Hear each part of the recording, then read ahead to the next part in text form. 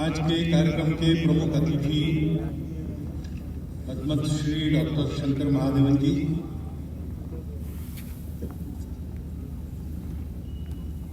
परम श्रद्धेय संतवृंद, माननीय सरकारवाजी, विदर्भ प्रांत के माननीय संघचालक जी, नागपुर महानगर के माननीय संघचालक, माननीय सहसंघचालक जी, उपस्थित अन्य अधिकारीगण, नागरिक सज्जन माता भगिनी तथा आत्मीय स्वयंसेवक बंधु,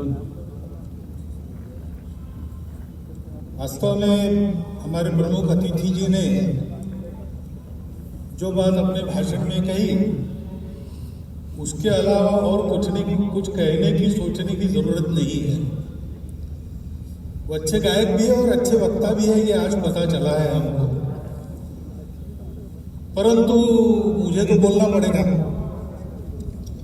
लिखित भाषण मेरा चला गया है मीडिया में, उसमें से बातें आई, परंतु कुछ बातें आपके सामने यहां से रखना ये आवश्यक हो जाता है, इसलिए मैं रख रहा हूं। ये बात सही है और हम सब उसका अनुभव कर रहे हैं कि प्रतिवर्ष भारतीयों का गौरव दुनिया में बढ़ रहा है। दानवता पर मानवता की पूर्ण विजय का ये जो विजय पर्व अपना विजयादशमी है, इस वर्ष की विजयादशमी में भी हम ये अनुभव कर रहे हैं। ऐसा अनुभव देने वाले कई प्रसंग हमने अभी अभी अनुभूति में हमारे लाए हैं। जैसे G20 की परिषद यहां पर हुई, वो तो प्रतिवर्ष होती है, लेकिन यहां पर हुई उसका एक विशेषता है। उस परिषद में हमारे भारतीयों के आतिथ्य की बड़ी प्रशंसा हुई, उसका पहली बार उन्होंने अवलोकन किया। हमारे विविधता की सजी संस्कृति का गौरव उन्होंने अनुभव किया। केवल भूतकाल की बात नहीं, हमारी वर्तमान की जो उमंग भरी उड़ान है, उसको भी उन्होंने प्रत्यक्ष देखा दुनिया भर के देशों के लोगों ने। और हमारे मन की जो सद्भावना है, प्रामाणिक सद्भावना है,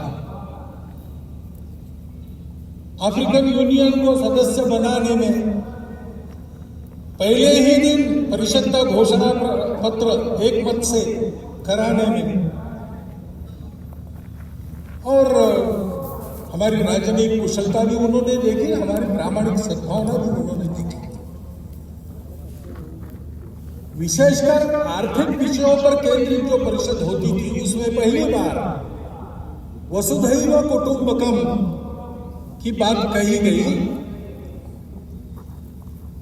महिलाओं के उन्नति की, महिलाओं के नेतृत्व की बात कही गई, और वो मानव केंद्रित बात हो गई। उसमें करुणा के ग्लोबलाइजेशन की बात भी यहां जो C20 हुआ था वहां रखी गई। ऐसा एक प्रसंग हमको एक झलक देके गया कि हमारा स्थान आज दुनिया में क्या बना है। हमारे नेतृत्व के कारण भारत का एक विशिष्ट स्थान दुनिया के अग्रणी देशों में बन गया। इसको हमने अनुभव किया। ऐसा अभिनंदनीय कार्य हमारे सामने हुआ है।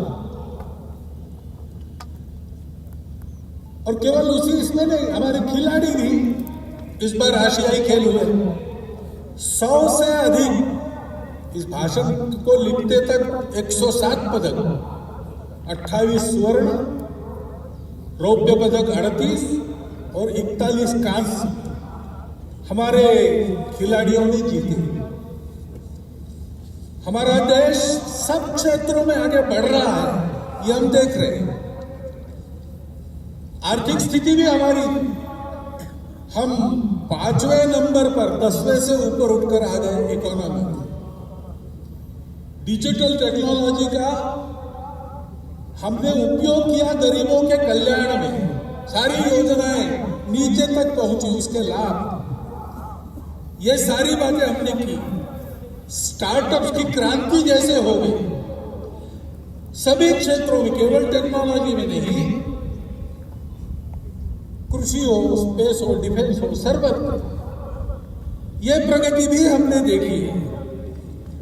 और इसलिए हमको बड़ा आनंद लगता है कि हाँ, आगे बढ़ रहे हैं। और केवल भौतिक बातों भी नहीं, राष्ट्र का पुरुषार्थ उस राष्ट्र की अपनी धरोहर के आधार पर अपने वैश्विक प्रयोजन के सिद्ध करने वाले आदर्शों के आधार पर होती है।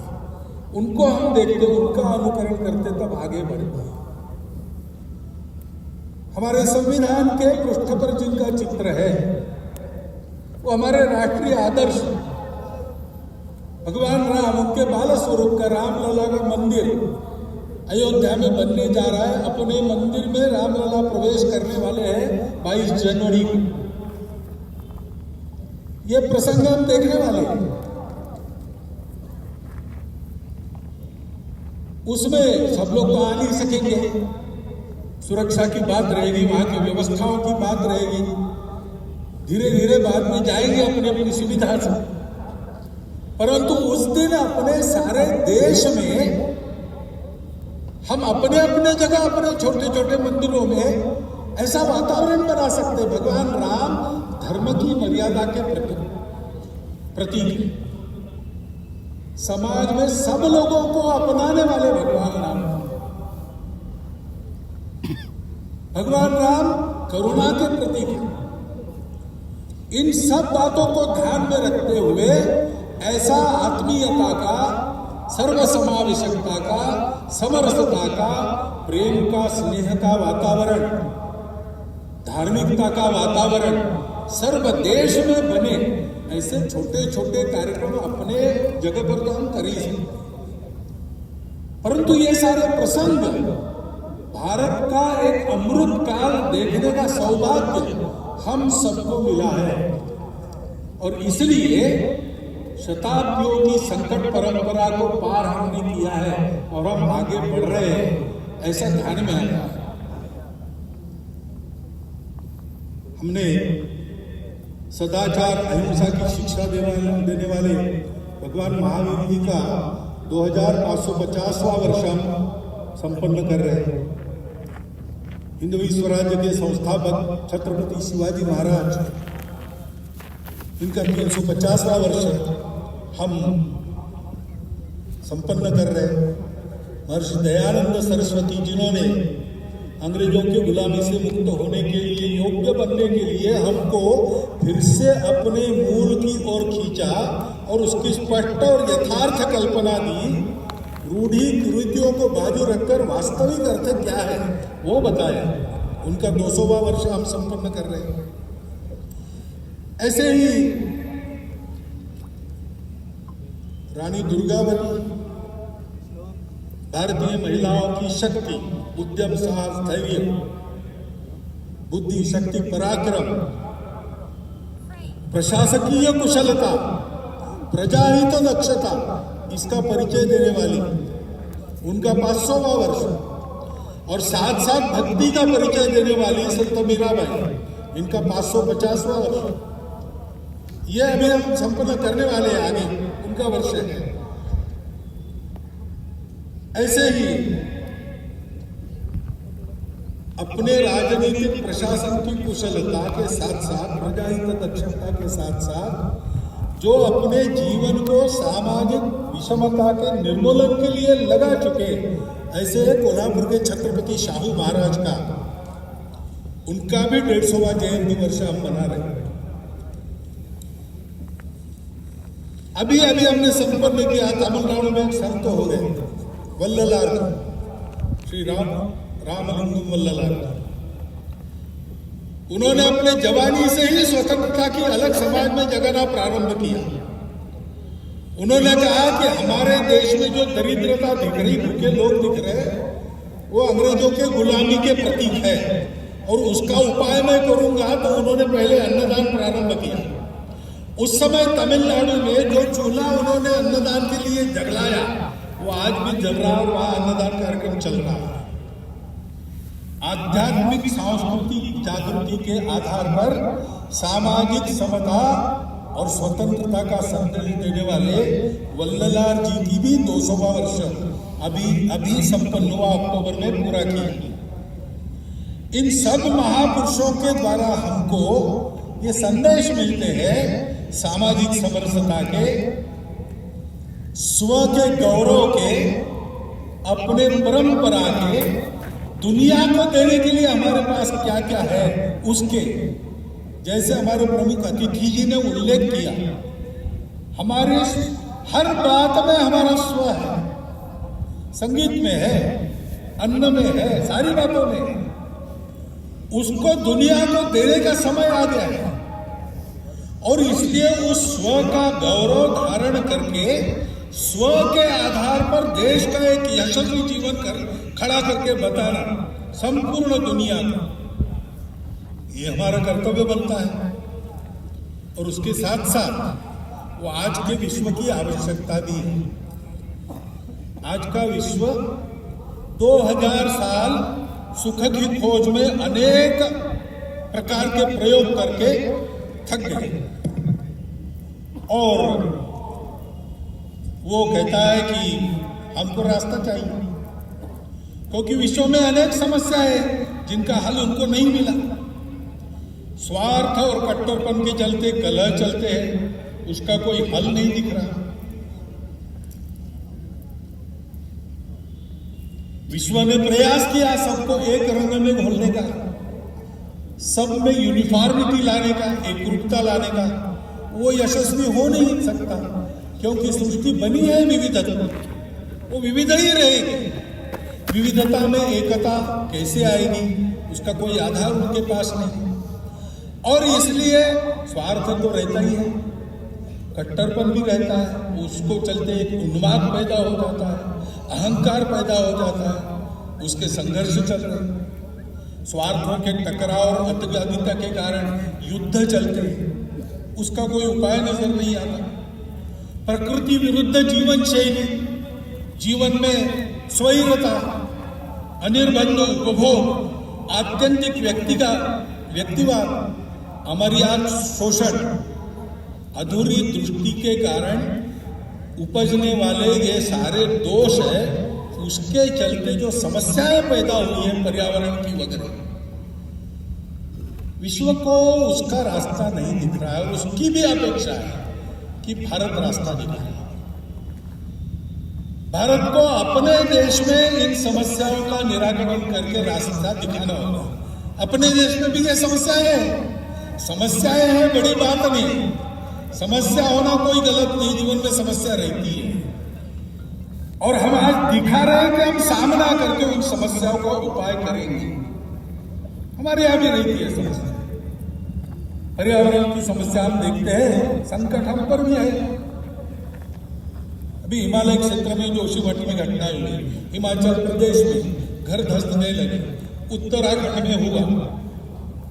पूरे हिमाचल क्षेत्र में ये जो प्रकृति का प्रकोप दिखता है, चर्चा करते लोग कि क्या होगा, यहां भी गड़बड़ हुई तो कैसे होगा, कोई बड़ा संकट आने वाला है क्या? आने वाला होगा तो होगा, लेकिन डरने की क्या बात है, उसका उपाय करने की बात है। महत्वपूर्ण क्षेत्र है, हमारी उत्तर सीमा इस क्षेत्र से बनती है। हमको सीमा सुरक्षा का भी विचार करना पड़ेगा। इस क्षेत्र में उत्तर भारत की सारी बड़ी नदियां जल लाती है, चीन को भी जल ले जाती है, दक्षिण पूर्व एशिया को भी जल ले जाती है। इस क्षेत्र का खराब होना, इसका मतलब हमारी जल व्यवस्था का खराब होना होता है। तो जल सुरक्षा का भी विचार करना पड़ेगा, पर्यावरणीय स्वास्थ्य का भी विचार करना पड़ेगा। उत्तर को हिमालय की दीवार खड़ी है, इसलिए हमारे यहाँ 6 ऋतु चलते हैं। वर्षा होती है मौसमी हवाओं के कारण, वो हवाएं वहां टकराती है, फिर से भारत में वापस आती है। जाते समय आते समय वर्षा होती है। इसमें अगर बदल हुआ तो पर्यावरण का संकट भी है और इसलिए दक्षिण पूर्व एशिया की दृष्टि से, भारत की सुरक्षा की दृष्टि से उस क्षेत्र में चीन दस्तक दे रहा है।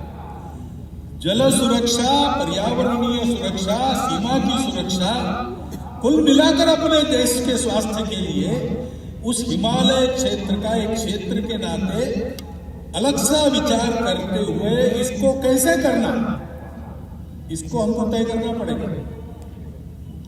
ये तो एक क्षेत्र विशेष की समस्या होगी, परंतु कुल मिलाकर ही हम अगर देश की स्थिति देखते हैं तो देश आगे बढ़ रहा है, आत्मविश्वास बढ़ रहा है, आगे जाना है, लेकिन आगे जाते समय दुनिया को नया रास्ता दिखाना है अपने स्व के आधार पर। तो हम लोगों को दुनिया की नकल नहीं करनी है, हम लोगों को अपना रास्ता बनाना है। बाकी बातों का प्रयोग दुनिया ने कर लिया, हमको आज के समय में अपनी बातों के आधार पर एक यशस्वी प्रयोग दुनिया को देना है।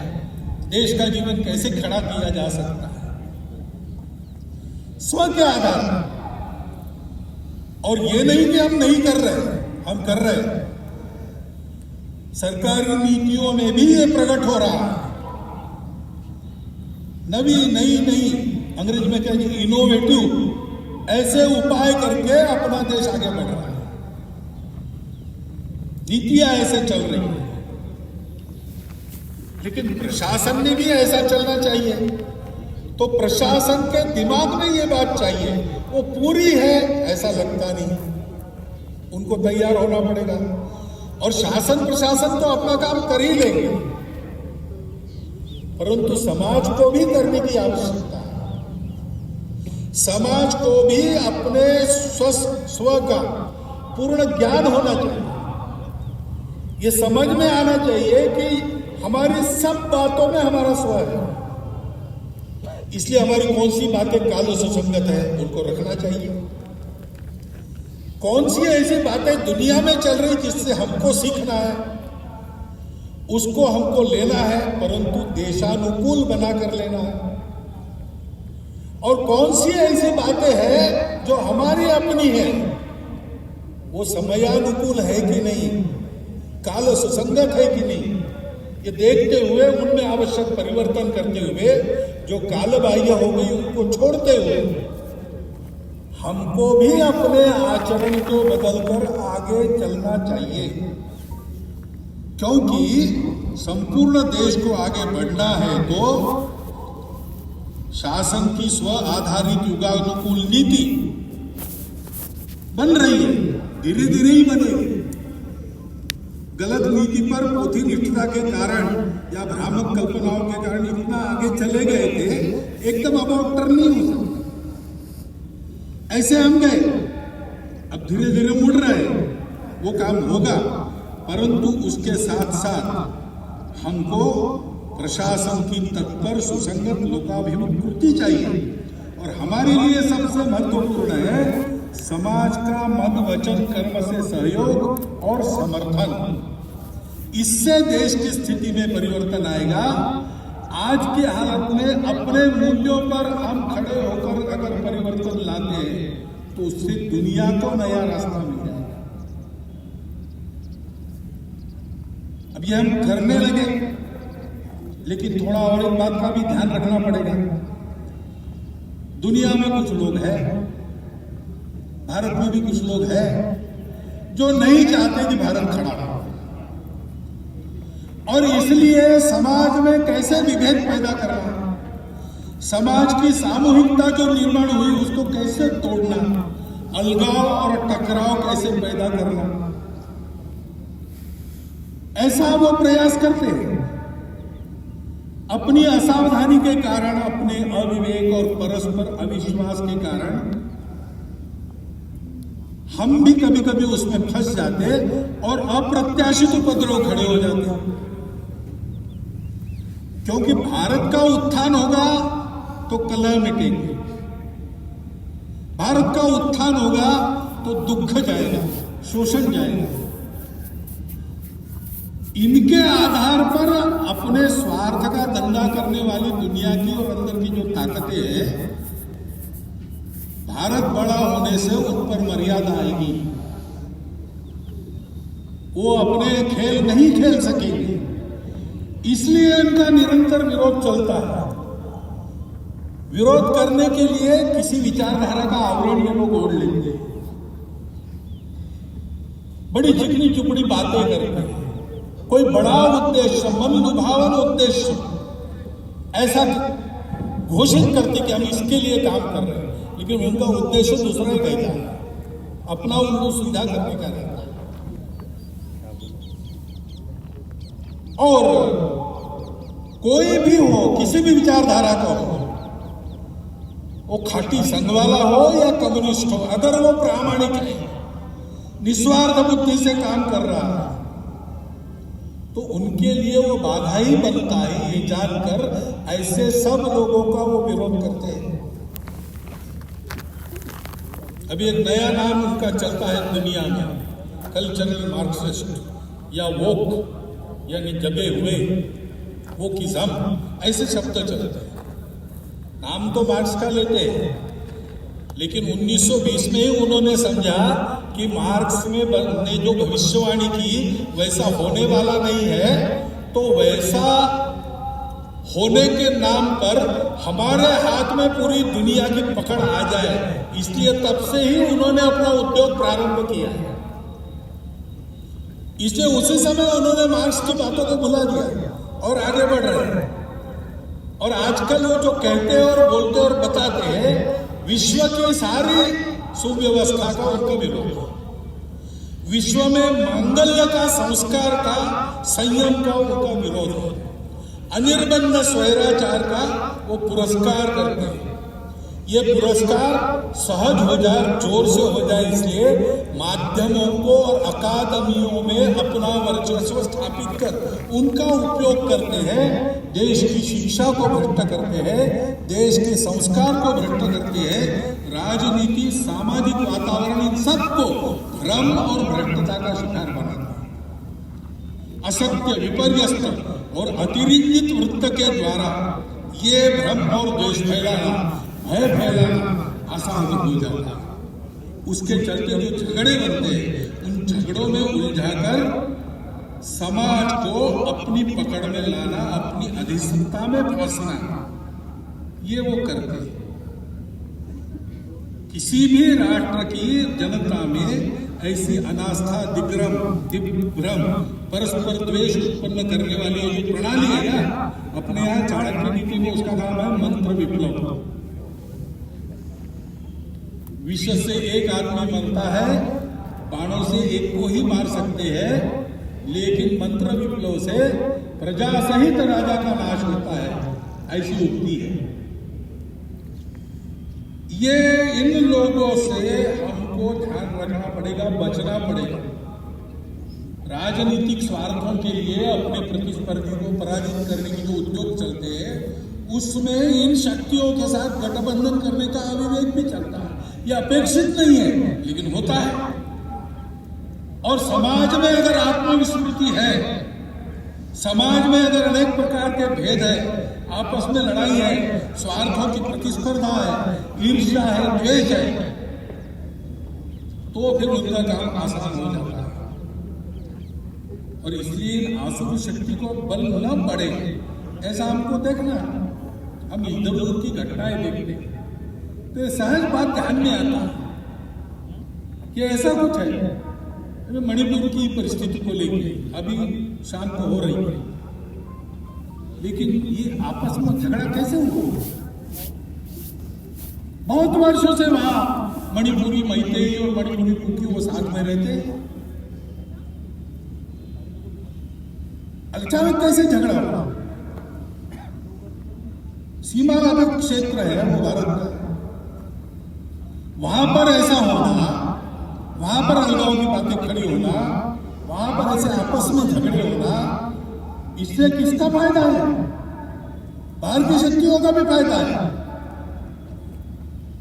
बाहर लोग थे क्या करने वाले? मजबूत सरकार है और तत्पर भी है। स्वयं गृह मंत्री वहां जाकर बैठे थे और मिनिस्टर जाके वहां 15-15 दिन रहे, सारा प्रयास किया। वहां की सरकार चाहती नहीं, देश की सरकार प्रतिबद्ध है, ऐसे होकर भी चलता रहा, क्योंकि शांति का प्रयास होता है और सफल हो रहा है। ऐसा देखते देखते ही कोई हादसा करवा दो तो फिर से दूरी बढ़ती है, फिर से द्वेष बढ़ता है। ये करने वालों के पीछे कौन थे? ये गुस्सा भड़काने वाले लोग कौन थे? ये हम देखते हैं तो ध्यान में आता है कि इसमें ये हो नहीं रहा है, ये कराया जाए और इसलिए बहुत काम करना पड़ेगा, बहुआयामात्मक काम करना पड़ेगा। वहां लोगों के मन टूट गए। केवल शांति का प्रश्न नहीं, अब समाज को जोड़ने का भी प्रश्न है।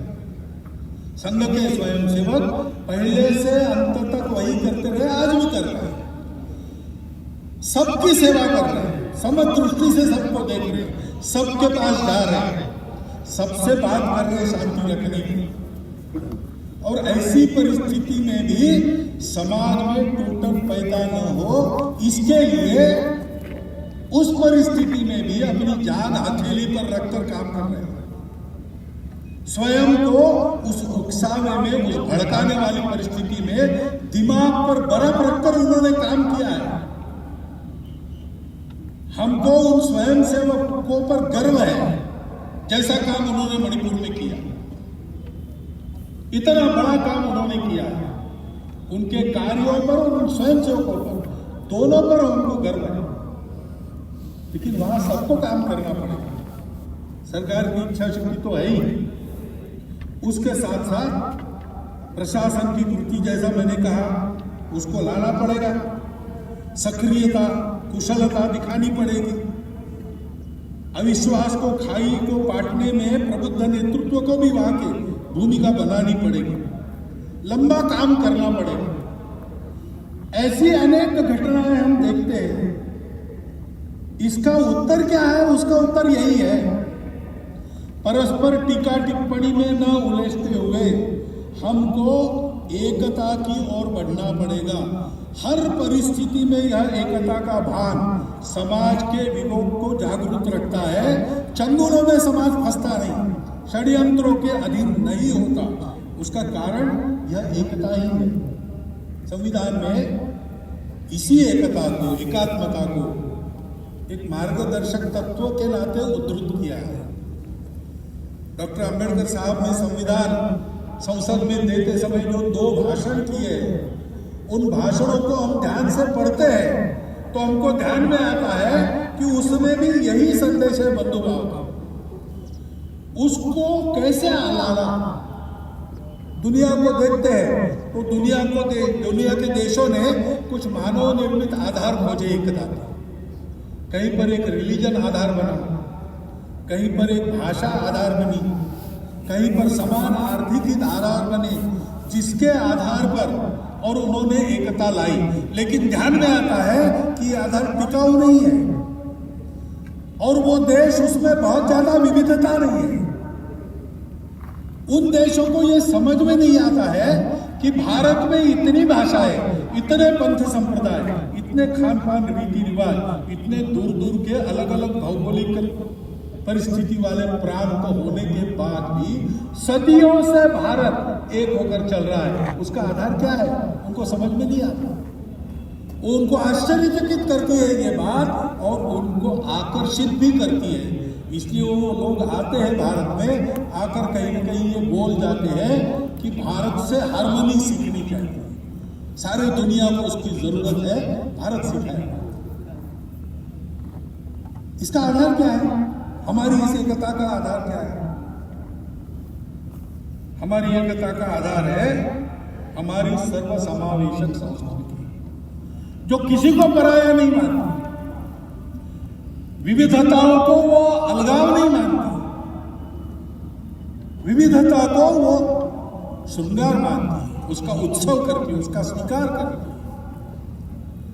यह हमारी सर्वसमावेशक संस्कृति हम सबको जोड़ती है और केवल जोड़ती नहीं है, हमको सिखाती है तुम अकेले नहीं हो, तुम्हारा कुटुंब है। तुम्हारा कुटुंब अकेला नहीं, तुम्हारा गांव है, तुम्हारा गांव अकेला नहीं, तुम्हारा जनपद है।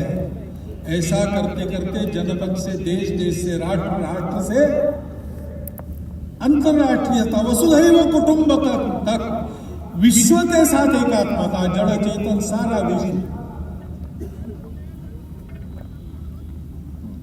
हे विश्वची माझे घर, ये सिखाती है।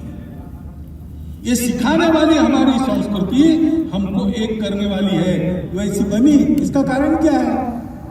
हमारे पूर्वजों ने ये प्रत्यक्ष देखा, ये थियरी नहीं है, थियरी के आधार पर प्रयोग नहीं किया। उन्होंने प्रत्यक्ष अनुभूति की, सारा विश्व एक है, एक से ही अनेक निकला। इसलिए अनेकता का श्रृंगार के नाते स्वागत करो, स्वीकार करो, उत्सव करो, लेकिन हमेशा उसके अंदर जो एकता है उस पर अपने कदम पक्के रखो। इस सत्य के साक्षात्कार के आधार पर उन्होंने और 3 मूल्यों को आगे बढ़ाया। सत्य है सब अपने हैं, क्योंकि सब एक से ही निकले, और इसलिए परस्पर सद्भाव, करुणा, प्रेम होना चाहिए। ऐसा होने के लिए विकार आड़े आते हैं, स्वार्थ आड़े आता है, काम, क्रोध, लोभ, मोह, मद, मत्सर आड़े आते हैं। उसको दूर हटाओ, अंतर्बाह्य पवित्र हो जाओ, शुचिता। और जीवन में इसके लिए परिश्रम करो, तपस्या करो। तपस्या अपना केवल पेट भरे या मैं उपभोग करूं, इसके लिए नहीं है। जीवन है मेरे सुख से दूसरों का सुख बढ़े, दूसरों का सुख बढ़ाने के लिए मेरा सुख काम आ जाए। इस तपस्या का संदेश दिया। उन्होंने कहा कि ये जो 4 मूल्य है, इसकी चौखट में रहना, ये जो आचरण है, ये धर्म है। इसको धर्म कहते हैं। सत्य, करुणा, तपस और शुचिता। इस धर्म के आधार पर जो आचरण करना है, वो तो बुद्धि से नहीं होता, वो आदत से होता है। और इसलिए आदत बनाने वाले संस्कार जिसमें है, ऐसी जीवन पद्धति दी, उससे हमारा स्वभाव बना। पीढ़ी दर पीढ़ी छोटी छोटी कृतियों में से उस आदत का हम अभ्यास करते हैं और एक स्वभाव वाले बनते हैं। वो हमारी संस्कृति है। उत्तर से दक्षिण, पूरब से पश्चिम, अखंड भारत में, जो अखंड भारत था, उसमें आज भी कहीं भी जाओ एक आपको रीति मिलेगी। दुकान में जाएंगे, आप कुछ खरीदेंगे तो ऊपर से मुट्ठी भर वैसे ही डाल देंगे। चावल खरीदा 1 किलो, 1 चिमटी और डाल देंगे। आम खरीदे 100, 5 ऊपर मिल जाएंगे, उसका पैसा नहीं देना पड़ता। वो क्यों मिलता है? क्योंकि वो दुकानदार सोचता है गलती से मेरे से कम न चला जाए, मैंने कीमत ली है, मैं पूरा दूंगा। ये चलता है, केवल भारत में चलता है, अखंड भारत के क्षेत्र में। कहाँ है? किसी ग्रंथ में लिखा है? इस विषय को लेकर प्रवचन होते हैं?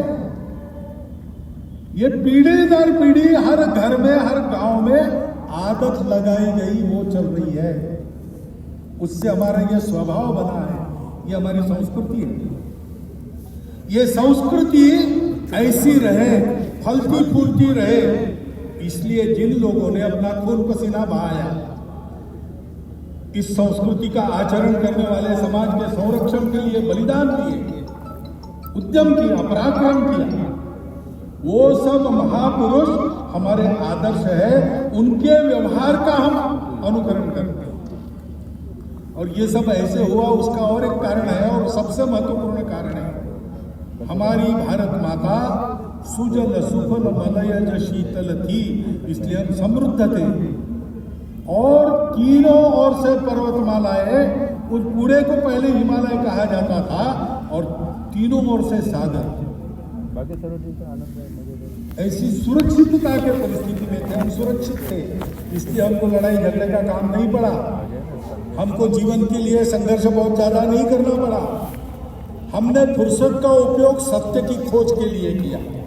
जहां दुनिया बाहर का सच देखकर उतना ही देखकर रुक गई, वहां हमने उसके परे जाकर अंदर के सत्य को खोजा, तब हमको वो सत्य मिला, विश्व की एकता।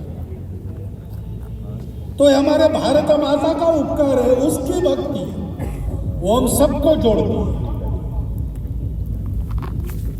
हम रहे ना या ना रहे, भारत ये रहना चाहिए। ये सब पर लागू है, सब जातियों पर लागू है, सब पंथ संप्रदायों पर लागू है। हमारे देश में इतने सारे पंथ संप्रदाय हैं, पहले विदेशी आक्रांताओं के कारण और भी कुछ आ गए, चलो रह गए हमारे यहाँ। हम सर्वसमावेशक हैं, हम सबको स्वीकृत करते हैं, सबके लिए लागू है भारत माता की भक्ति।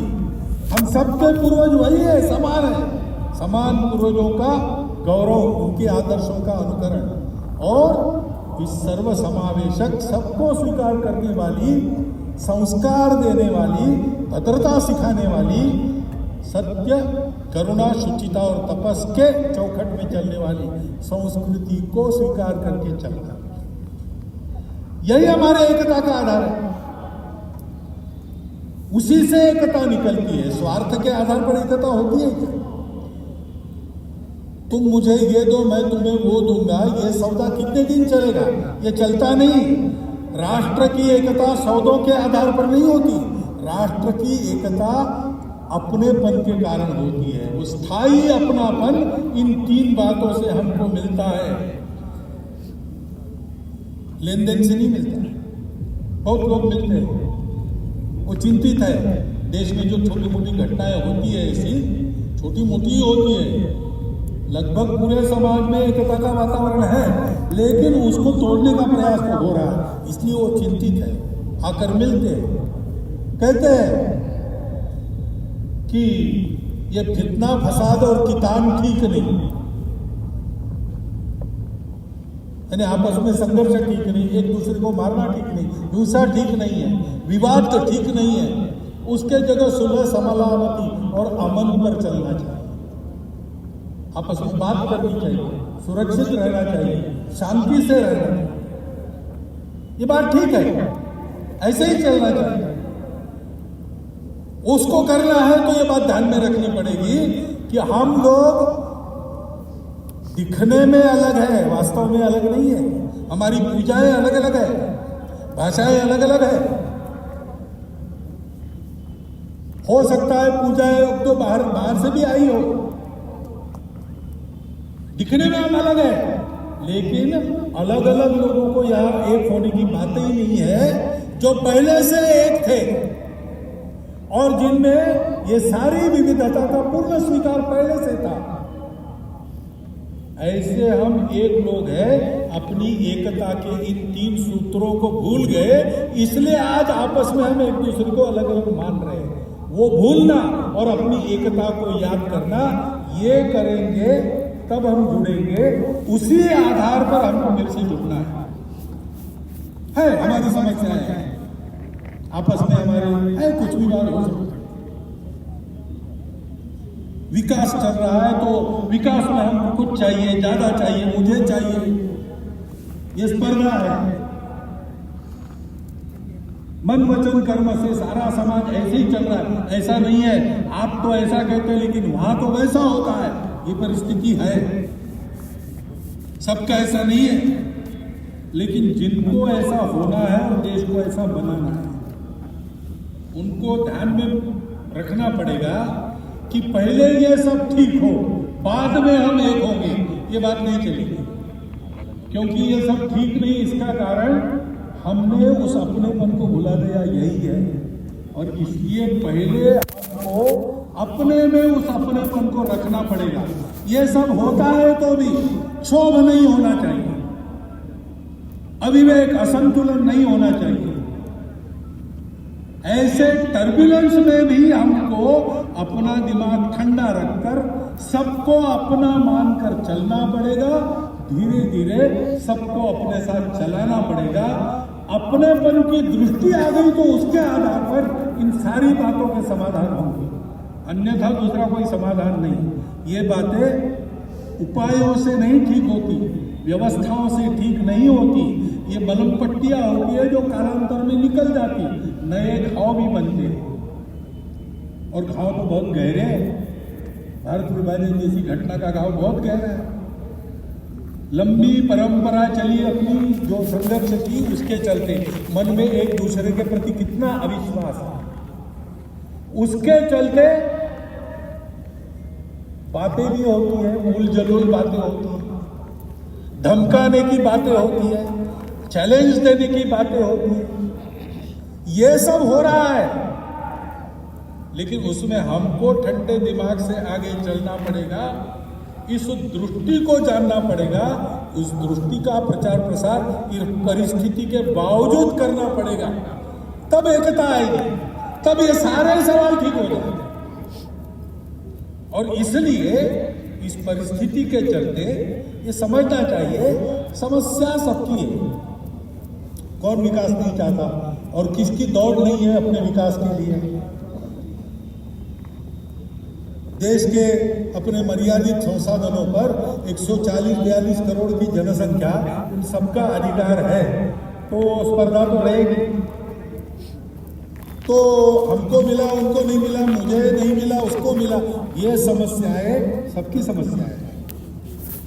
सबको जल्दी है, सब ठीक है, परंतु ये सारी समस्याएं हैं, उनके कारण हम पर अन्याय हो रहा है, हमको अलग किया जा रहा है। ये विक्टिम होने की मानसिकता है, उसके अधीन होने से काम नहीं चलेगा।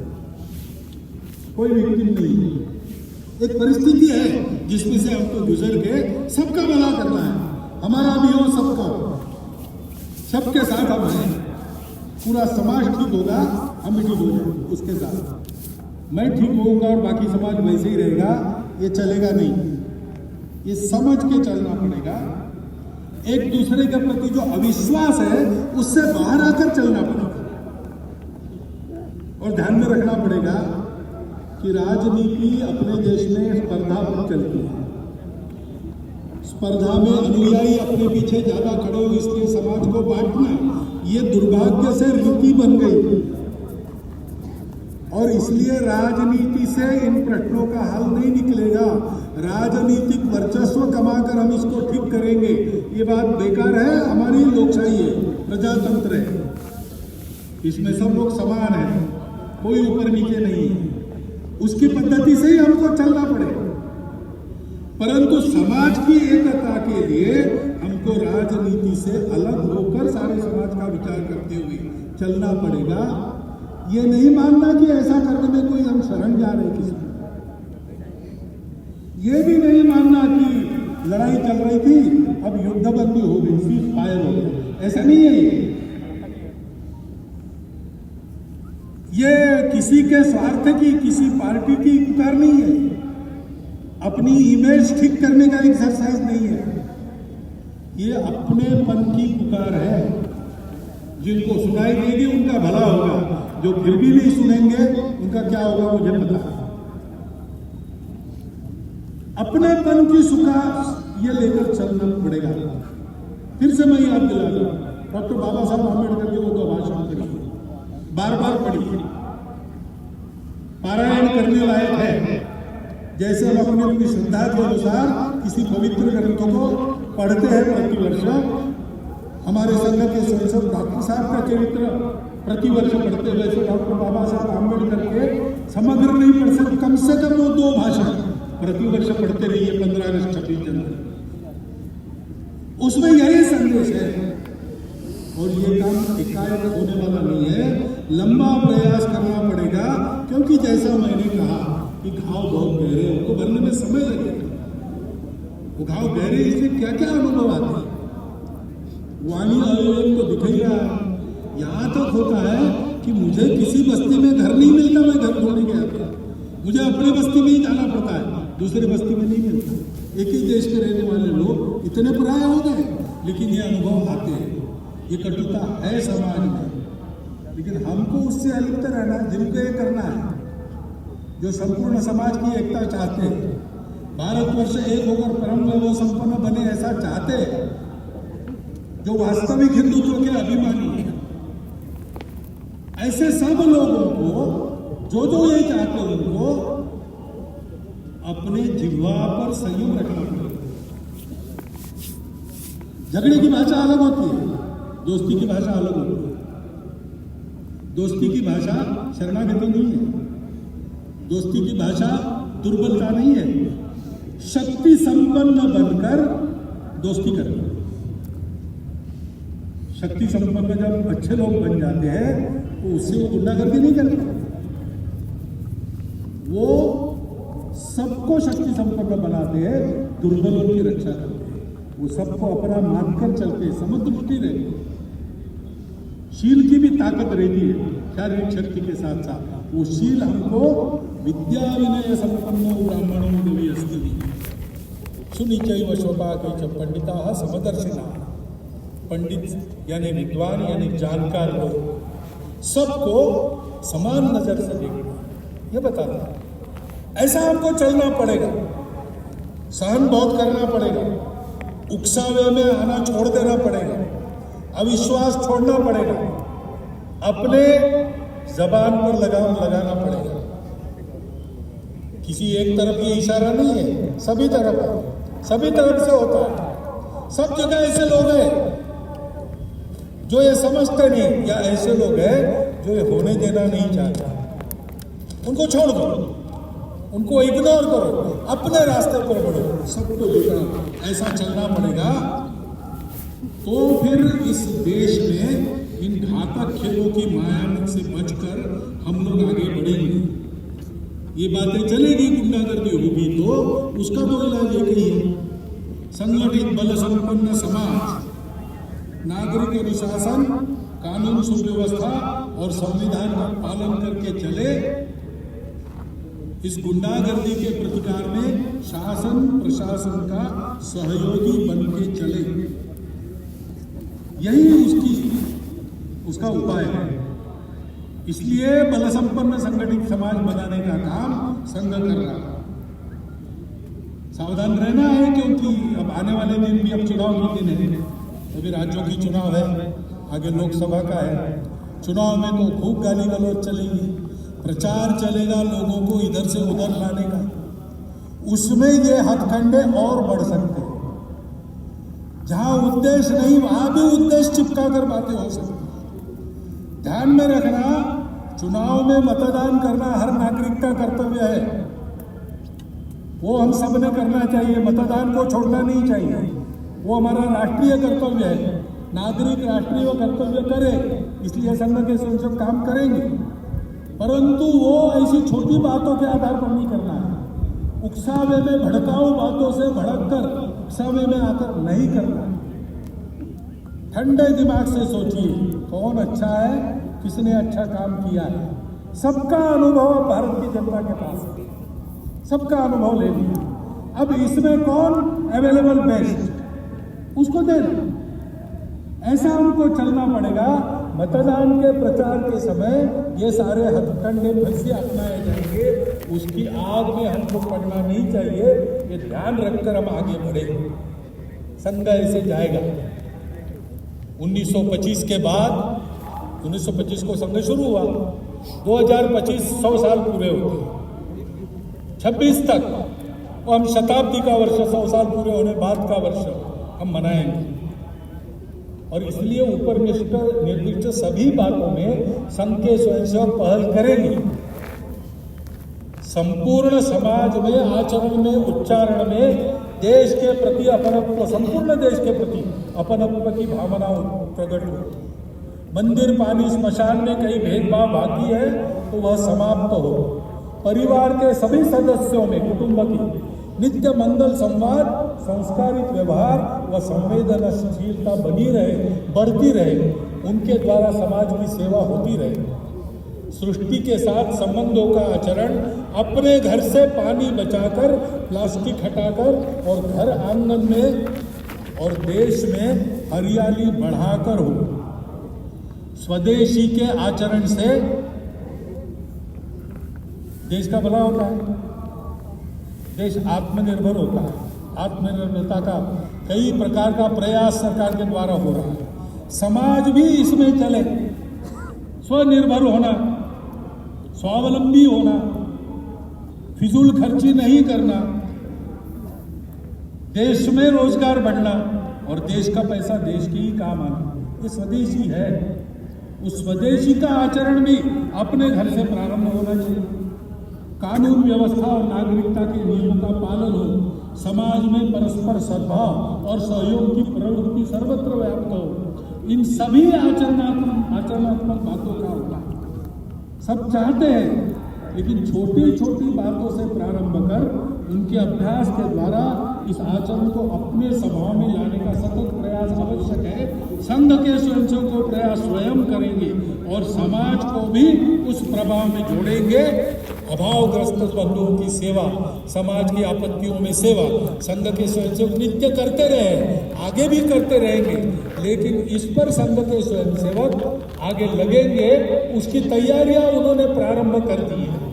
समाज हित में शासन सोचता है, प्रशासन और समाज शक्ति भी, समाज की सज्जन शक्ति भी कुछ करती है। उन सब में संघ के स्वयंसेवकों का योगदान रहेगा। समाज की एकता, सजगता और सभी दिशा में निस्वार्थ उद्यम, जनहितकारी शासन और जनोन्मुख प्रशासन स्व के अधिष्ठान पर खड़े होकर परस्पर सहयोग पूर्वक प्रयासरत रहते, तब राष्ट्र बल वैभव संपन्न बनता है। और ऐसा राष्ट्र ही अपनी संस्कृति पर सबको अपना कुटुंब मानने वाली, तमस से प्रकाश की ओर ले जाने वाली, असत से सत की ओर ले जाने वाली और मर्त्य जीवन की से अमृत जीवन की सार्थकता तक बढ़ाने वाली संस्कृति, हमारी संस्कृति जैसी है वैसी जब वो संस्कृति होती है, तब वह राष्ट्र विश्व का खोया हुआ संतुलन वापस लाते हुए विश्व को सुख शांति में नवे जीवन का वरदान प्रदान करता है। ऐसा भारत हमको बनाना है। ऐसे भारत बनने का, हमारे राष्ट्र के नवोत्थान का दुनिया में यही प्रयोजन है। चक्रवर्तियों की संतान लेकर जगत गुरु का ज्ञान, बढ़े चले तो अरुण विहान, करने को आए अभिषेक, प्रश्न बहुत से उत्तरे। भारत माता की जय।